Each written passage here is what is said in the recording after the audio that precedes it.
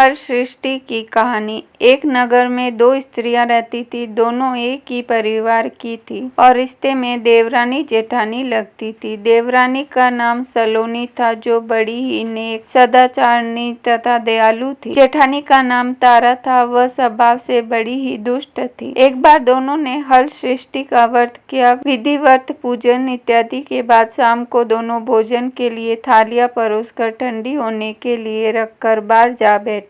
उस दिन सलोनी ने खीर तथा तारा ने महेरी बनाई थी। अचानक दो कुत्ते उनके घर में घुसे और भोजन खाने लगे। अंदर से चप चप की आवाज आई तो दोनों अपने अपने कक्ष के भीतर जाकर देखने लगी। सलोनी ने कुत्ते को खीर खाते देखा तो कुछ नहीं बोली तथा बर्तन में बची हुई बाकी खीर भी उसके आगे डाल दी। लेकिन तारा थाली में मुंह मारते कुत्ते को देखते ही आग बबूला हो गई। उसने कमरे का द्वार बंद किया और फिर डंडा लेकर कुत्ते को इतना मारा कि उसकी कमर ही तोड़ डाली। कुत्ता अधमरा होकर जैसे तैसे जान बचाकर वहां से भागा। दोनों कुत्ते जब बाहर मिले तो एक दूसरे का हाल पूछने लगे। जो कुत्ता सलोनी के यहाँ गया था बोला, मैं जिसके कक्ष में गया था वह स्त्री तो बड़ी ही भली है। मुझे खीर खाता देखकर भी उसने कुछ नहीं कहा, बल्कि बर्तन में खीर खत्म हो जाने के बाद उसने उसमें और खीर डाल दी ताकि मैं भर पेट खा सकूं। उसने तो मेरी आत्मा ऐसी तृप्त की कि मैं उसे बार बार आशीर्वाद दे रहा हूँ। मेरी ईश्वर से यही कामना है कि मरने के बाद मैं उसी का पुत्र बनूं और जीवन भर उसकी सेवा करके इस ऋण को चुकाता रहूं। जिस प्रकार उसने मेरी आत्मा को तृप्त किया है, उसी प्रकार मैं उसकी आत्मा को तृप्त और प्रसन्न करता रहूं। अब तुम बताओ, तुम्हारे साथ क्या बीती? लगता है तुम्हारी तो वहाँ खूब पिटाई हुई है। दूसरा कुत्ता बड़े ही दुखी स्वर में बोला, तुम्हारा अनुमान ठीक ही है भाई। आज से पहले मेरी ऐसी दुर्गति कभी नहीं हुई। पहले तो थाली में मुंह मारते ही सारा जबड़ा हिल गया। फिर भी भूख से परेशान होकर मैंने 2-4 कौर झटके ही थे कि वह दुष्ट आ गई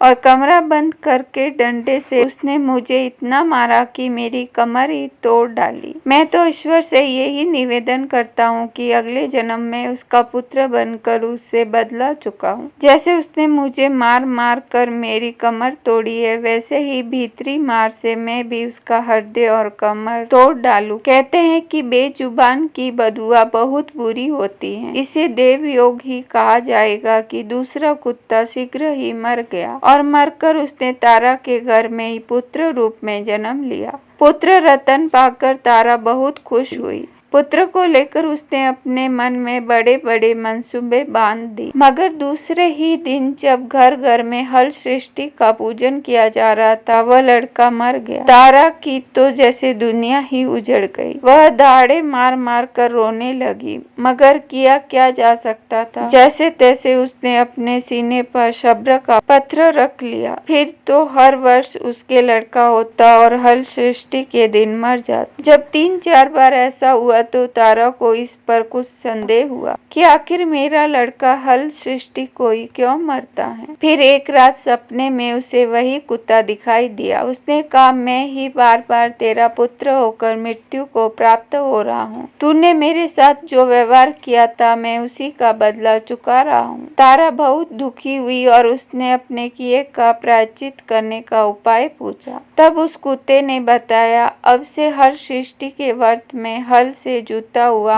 अन्न तथा गाय का दूध न खाना, होली की भुनी हुई बाल तथा होली की धूल आदि हल सृष्टि पूजा में चढ़ाना। तभी कहीं मैं तेरे घर में आकर जीवित रहूंगा। पूजा के समय यदि तारक गण छिड़के तो तू समझना कि अब मैं यहाँ जीवित रहूंगा। तारा ने वैसा ही किया और इस हल सृष्टि के व्रत के प्रभाव से उसकी संतान जीने लगी। तभी से संतान कामना और सुख सौभाग्य के लिए यह व्रत किया जाता है।